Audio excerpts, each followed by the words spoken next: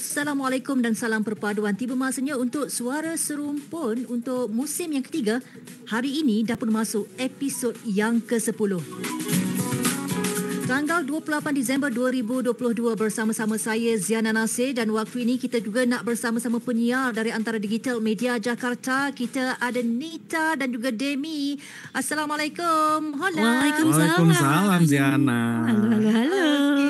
Okay. Oh, cerianya. Bagus. Kita nak teruskan keceriaan itu, Nita. Sampailah ke hujung rancangan kita ini. Dan saya nak ucapkan terima kasih juga kepada penerbit dari Antara Digital Media, Pak Heri Dwinanto, dan di Malaysia di bernama Radio Kuala Lumpur ini kita ada Fahmi Idris. Baiklah, seperti biasa menerusi Suara Serumpun kita bawakan kepada semua pendengar ya di Malaysia dan juga di mana sahaja yang dapat mendengarkan siaran kita waktu ini untuk anda dapatkan informasi khususnya berita-berita yang menarik di Malaysia dan juga di Indonesia. Kita mulakan dengan di Indonesia dulu. Apa antara perkabarannya, Nita atau Demi? Oke, baik. Dari Indonesia ini, untuk berita pertama itu datang dari kabar Presiden Jokowi yang memberikan sinyal akan menghentikan kebijakan pemberlakuan pembatasan kegiatan masyarakat atau PPKM pada tahun depan, seiring dengan semakin landainya penyebaran kasus COVID-19. Nah, Jokowi sendiri mengungkap salah satu syarat pencabutan pemberlakuan tersebut adalah tingkat kekebalan masyarakat terhadap COVID-19 itu sendiri. Hal itu bisa dilihat nanti dari sero survei yang akan dilakukan oleh Kementerian Kesehatan. Nah, selain itu, ia juga mengatakan jumlah kasus COVID-19 di Indonesia menurun hingga di angka 1.000 kasus per hari. Namun, Jokowi mengaku tak mau terburu-buru mencabut PPKM. Dia masih menunggu sero survei yang sedang digelar. Menurutnya, data itu menjadi acuan untuk menentukan nasib PPKM di Jakarta. Ya, karena atas hal tersebutlah Jokowi mengaku telah memberikan target kepada jajarannya untuk segera menyelesaikan kajian dan kalkulasi terhadap hal tersebut agar bisa segera disiapkan Kepres mengenai penghentian PPKM tersebut. Nah, sero survei sendiri berfungsi untuk mengetahui sejauh mana kekebalan komunitas atau herd immunity masyarakat terhadap pandemi COVID-19. Hasil survei akan dapat memberikan informasi mengenai seberapa besar nih kekebalan komunitas yang berhasil terbentuk di Indonesia. Dari metode sero survei sendiri menggunakan tes darah guna memeriksa antibodi terhadap si virus tersebut nih Dev. Yeah. Nah, cara ini juga dinilai efektif untuk mengukur paparan suatu populasi terhadap patogen virus SARS-CoV-19. Ya, dan untuk sero survei tersebut sebelumnya juga pernah dilakukan oleh pemerintah secara berkala. Terakhir itu pada bulan Agustus lalu, di mana sero survei itu menunjukkan angka 98,5% bahwa masyarakat Indonesia telah memiliki antibodi atau kekebalan tubuh terhadap COVID-19. Nah, makanya Presiden kita Jokowi sedang menunggu nih sero survei terbaru ya Dem ya. Iya, kita harapkan semoga segera keluar ya hasil tersebut karena kan sero survei itu yang bakal menentukan apakah tahun depan masih ada PPKM atau tidak. Iya, kita berharapnya sudah selesai ya PPKM beres. Capek COVID pakai masker tiap keluar gitu kan, aduh. Iya. Cepet beres. Kalau di Malaysia ini ada kabar apa ya untuk COVID-19? Apakah membaik atau memburuk? Oh, membaik. Alhamdulillah, syukur. Alhamdulillah. Sebab apa, Demi dan Yunita, kita lihat kalau di Malaysia ini bilangan kes baru COVID-19 bagi minggu epidemiologi ke-51 iaitu bermula 18 hari bulan sehinggalah 24 Disember lepas merekodkan penurunan sebanyak 18.7% jika nak dibandingkan dengan minggu yang sebelumnya. Kalau menurut Ketua Pengarah Kesihatan Tan Sri Dr. Nur Hisham Abdullah, katanya dalam tempoh itu bilangan kes tempatan menunjukkan penurunan daripada 7,232 kes kepada 5,880 kes. Dan bilangan kes import juga menurun daripada 17 kes kepada 14 kes. Selain kes kematian turut berkurangan sebanyak 34%. Alhamdulillah. Dan tambah Tan Sri Dr. Nur Hisham lagi, bilangan kes sembuh juga menunjukkan penurunan dengan 7,791 kes berbanding 10,330 kes dengan 6 kes positif COVID-19 dikesan dalam kalangan mangsa banjir. Sebab di Malaysia sekarang ini ada beberapa negeri yang mengalami banjir dan dalam pada itu sebanyak 3,212 kes penyakit berjangkit juga dikesan dalam kalangan mangsa banjir di Pusat Pemindahan Sementara ataupun PPS, antaranya melibatkan jangkitan saluran pernafasan akut atau atau ARI 1,749 kes, penyakit kulit 1,232, konjungtivitis 124 dan ada juga acute gastroenteritis 106 dan chickenpox 1 kes. Ujarnya semua kes yang dilaporkan adalah kes yang terpencil sahaja dan tiada kejadian wabak penyakit berjangkit berlaku di PPS ataupun pusat pemindahan sementara berikutan mangsa banjir akan dipindahkan di pusat-pusat ini ya bagi membantu mereka yang rumah ditenggelami banjir dan sebagainya. Walau bagaimanapun dengan berlakunya penurunan kes COVID-19 di Malaysia juga diingatkan oleh Tan Sri Dr. Nur Hisham Abdullah bahawa supaya sentiasa juga Kementerian Kesihatan akan sentiasa mempertingkatkan kesiapsiagaan untuk menghadapi kemungkinan kes peningkatan kes dan mungkin juga akan ada kematian akibat COVID-19. Susulan apa? Susulan peningkatan mendadak penyakit itu yang kita lihat ada dilaporkan di China ketika ini kan. Jadi itu yang berlaku walaupun kita dah berkurangan kesnya tapi perlu sentiasa dalam keadaan siap siaga juga untuk sembarang kemungkinan. Itu yang berlaku di Malaysia. Iya, karena di Indonesia juga kan meskipun harapannya tahun depan itu sudah selesai mungkinnya COVID dan PPKM itu dihapuskan, tapi mengingat nih ini akhir tahun banyak yang liburan kan, akhirnya pemerintah memperpanjang juga PPKM level 1-nya sampai mungkin 9 Januari kalau tidak salah. Jadi mudah-mudahan di Indonesia dan juga Malaysia itu segera membaik ya COVID-19. Okey, baik. Dalam masa sama kita sebelum memang kita risau dengan COVID-19 tapi kita tak boleh lupakan juga tentang penyakit-penyakit lain yang ada juga sebenarnya kan. Contohnya macam sekarang ni musim demam denggi. Kalau di Malaysia sendiri berlaku peningkatan sebanyak 3.5% untuk kes demam denggi iaitu 2018 kes jika dibandingkan dengan kes pada minggu-minggu sebelumnya. Ini juga adalah untuk minggu epidemiologi ke-51 18 hingga 24 Disember juga ada peningkatan menjadikan jumlah kes demam denggi yang dilaporkan sehingga kini melebihi 64,000 jika dibandingkan dengan 25,700 bagi tempoh yang sama tahun lalu. Itu sedikitlah berkaitan dengan demam denggi. Memang kan karena lagi musim hujan juga di akhir tahun Betul. Sama di sini juga hujan terus loh. Ada kawasan banjir tak? Banjir kalau banjir kecil mungkin ada tapi mungkin tidak seburuk tahun lalu. Kalau tahun lalu tuh lumayan buruk ya. Sedikit doang sedikit. Okey, itu ceritalah ataupun perkongsian laporan dari Malaysia dan juga dari Indonesia berkaitan dengan penyakit dan juga sedikitlah berkaitan dengan bencana yang menimpa kan disebabkan oleh monsun timur laut luruan monsun dan sebagainya, hujan lebat banjir sana sini. Cuma dalam masa sama sekarang ni kalau di Malaysia kita masih lagi dalam suasana ataupun mood untuk cuti. Budak-budak, murid-murid cuti sekolah sekarang ini jadi pastinya ada sudah masuk musim tarikan. libur Musim libur nak pergi sana sini tapi elakkan berlibur di kawasan yang melibatkan aktiviti air. Kalau di Indonesia saya nak tahu apa antara tarikan yang boleh dikongsikan kalau sesiapalah nak pergi ke Jakarta ke ataupun mana-mana saja ada tak yang belum kita kongsi lagi? Ada dong. Jadi memang kabar selanjutnya itu datangnya dari sektor pariwisata di mana Indonesia kini memiliki wisata jembatan kaca pertama di Bromo. Nah, jadi pembangunan jembatan kaca di kawasan wisata Bromo telah selesai 100%. Jembatan kaca pertama di Indonesia yang tepatnya berlokasi di Dusun Cemoro Lawang, Desa Ngadisari, Sukapura, Probolinggo ini tinggal hanya menunggu diresmikan saja nih pada akhir tahun 2022.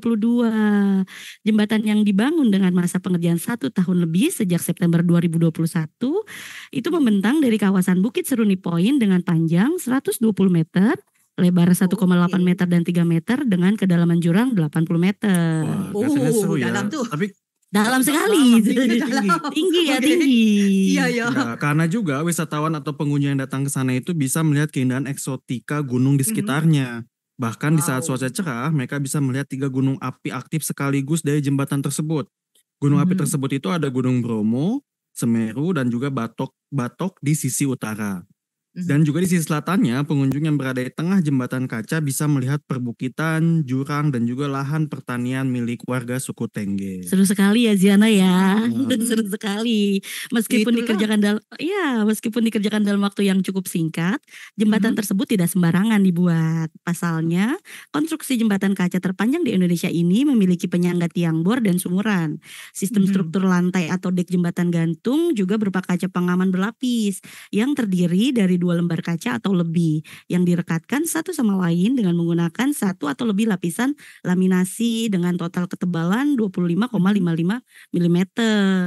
Dan juga untuk lantai kacanya juga ini sudah diuji dan mampu menahan bebat hingga mencapai 9 ton. Struktur jembatan ini juga dilengkapi double protection steel berupa baja galvanis yang dilapisi cat epoksi agar lebih tahan terhadap karat.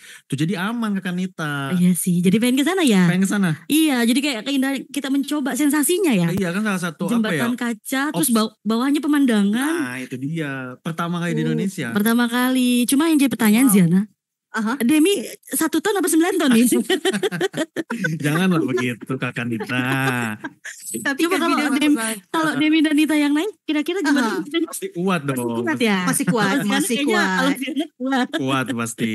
Siapapun pasti kuat. Kalau kita bertiga pun mungkin lagi boleh tahan. Saya rasa boleh. Kan?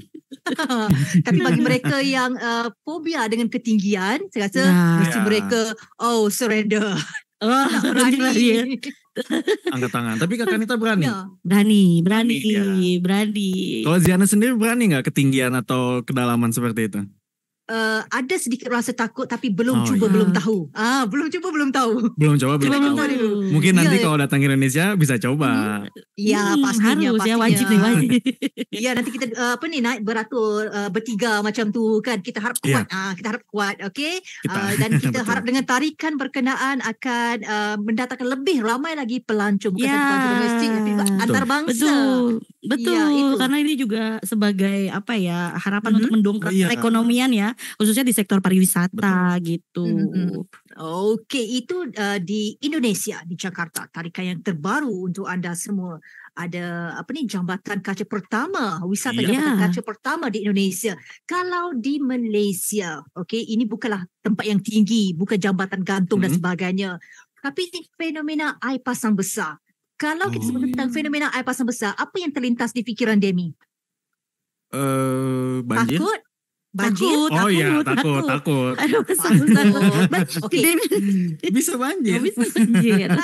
Betul. Itu yang biasa kita fikirkan bila adanya fenomena air pasang besar, akan berlaku limpahan air, akan berlakunya banjir. Okey, terpaksa berpindah ke tempat yang lebih selamat dan sebagainya.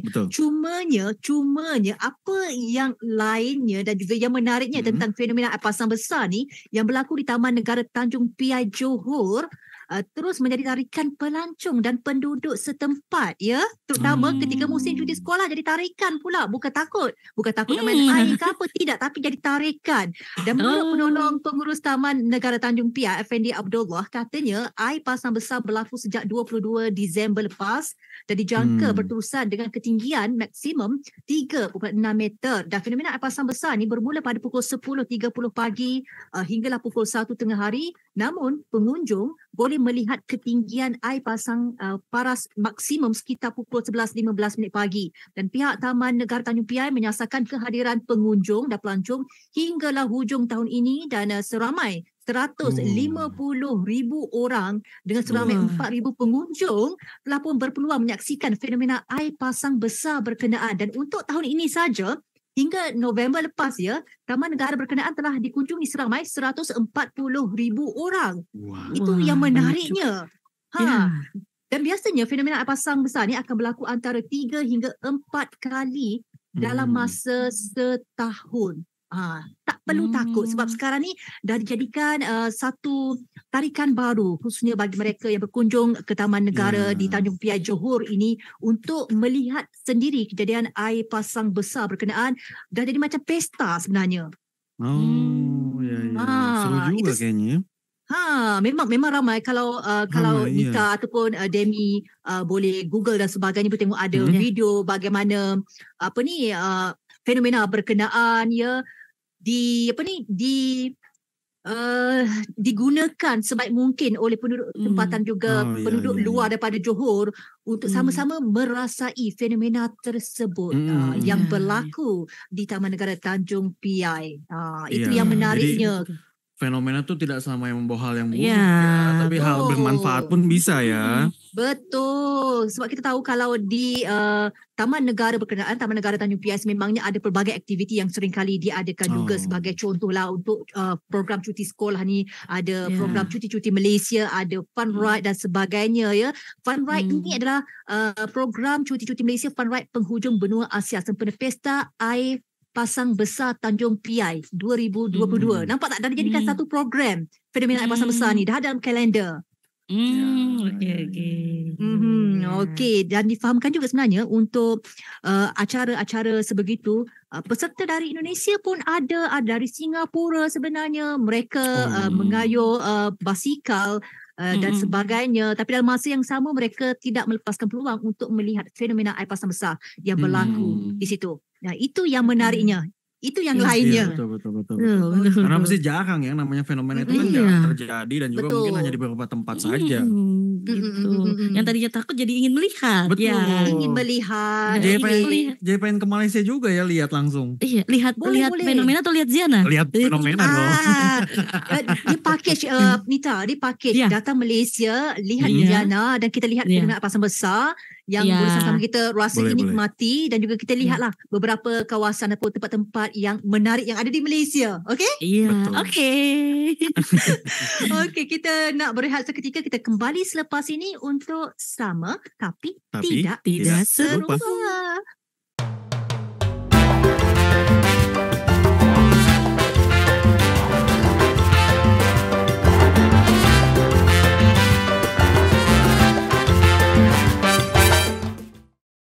Sama tapi tidak serupa. Kita memilih songkok di Malaysia. Apa yang dipakai oleh Demi? Kalau di Malaysia kita panggil songkok. Di atas kepala di Indonesia ini peci. Namanya peci. Serupa dengan Malaysia ya?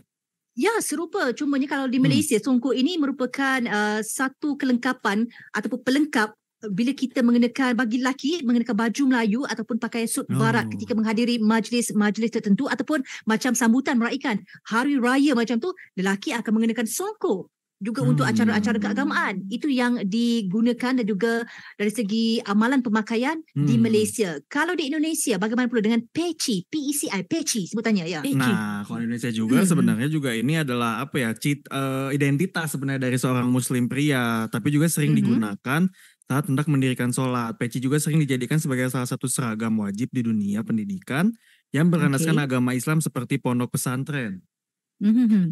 Nah, selain itu juga peci juga sering dalam acara-acara bersifat formal. Salah satunya juga itu warga Indonesia yang paling identik itu ada siapa, Karinta? Presiden pertama. Iya, Bapak Insinyur Soekarno. Betul.